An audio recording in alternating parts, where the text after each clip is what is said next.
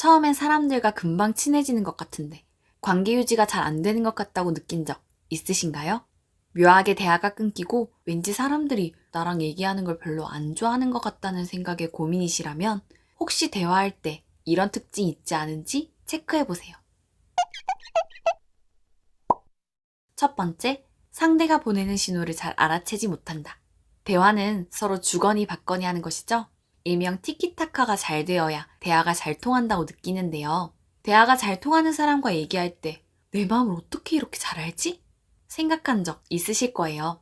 대화가 잘 통하는 사람은 상대의 표현 속에서 그 사람이 말하고자 하는 바나 뉘앙스와 같은 신호를 알아챌 줄 알기 때문이죠. 예를 들면, 오늘 점심 어땠어? 약간 별로였지? 그러게, 생각보다 좀 별로였어. 이런 식으로요. 그런데 알수록 매력 없는 사람은 상대가 보내는 신호를 잘 알아채지 못합니다. 오늘 점심 어땠어? 약간 별로였지? 아니? 난 완전 괜찮았는데? 너가 잘 모르나 본데 저 정도면 갓성비야. 차이가 느껴지시죠? 자기 주장을 펼친 것뿐인데 뭐가 문제냐고요? 하지만 상대에게 대화가 잘 통하는 사람이 되고 싶다면 상대의 말에서 뉘앙스를 파악하고 상대의 이야기에 관심 가지는 태도가 필요합니다. 그래서 친한 사람과는 대화가 잘 통한다고 느껴져요. 서로에 대해 잘 알고 있고 상대에 대한 관심이 기본적으로 깔려있기 때문이죠. 그럼 나는 내 의견도 자유롭게 표현 못하는 거냐고요? 앞의 예시를 다시 가져와 볼게요. 오늘 점심 어땠어? 약간 별로였지? 어, 나도 오뎅볶음 좀 별로였어. 그래도 나 맛있다고 생각했는데 넌 어떤 게 별로였어?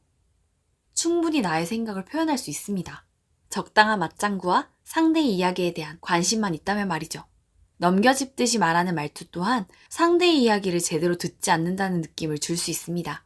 사람마다 상황과 느끼는 바가 조금씩 다 다를 수 있는데 이미 다 겪어봤고 이미 다 알고 있다는 듯이 반응한다면 이 사람 뭐야? 뭘 안다고 그래? 이런 생각이 들겠죠? 그런 생각이 드는 사람과 더 대화를 나누고 싶으신가요?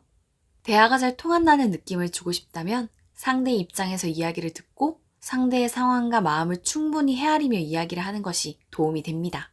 두 번째, 주인공이 되고 싶은 욕구가 강하다.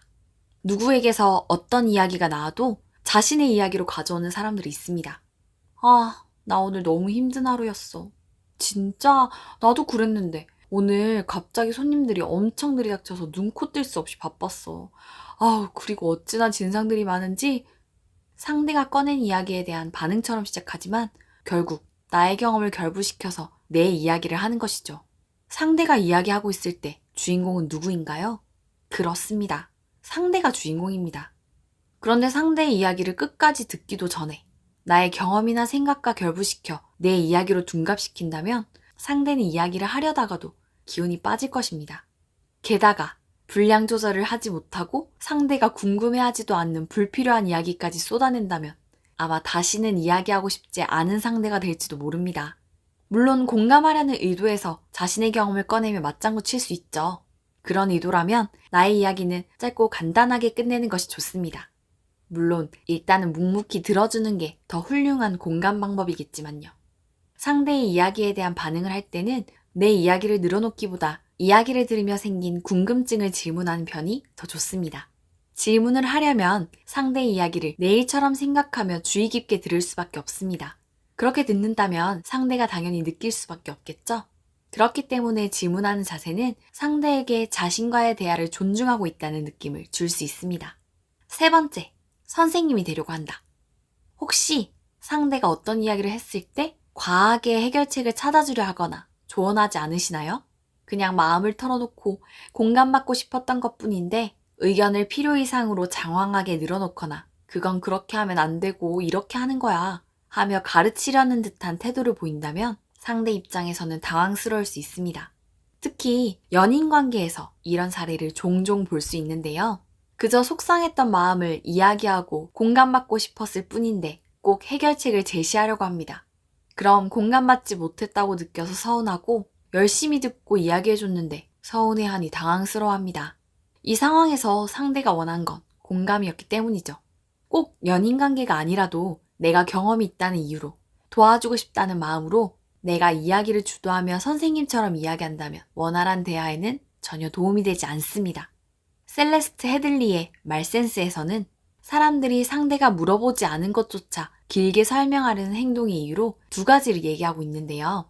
한 가지는 상대에게 충고나 조언을 함으로써 그 사람을 통제하고 싶은 것이고, 다른 한 가지는 그렇게 함으로써 상대로부터 관심이나 인정을 받고 싶은 것이라고 말합니다.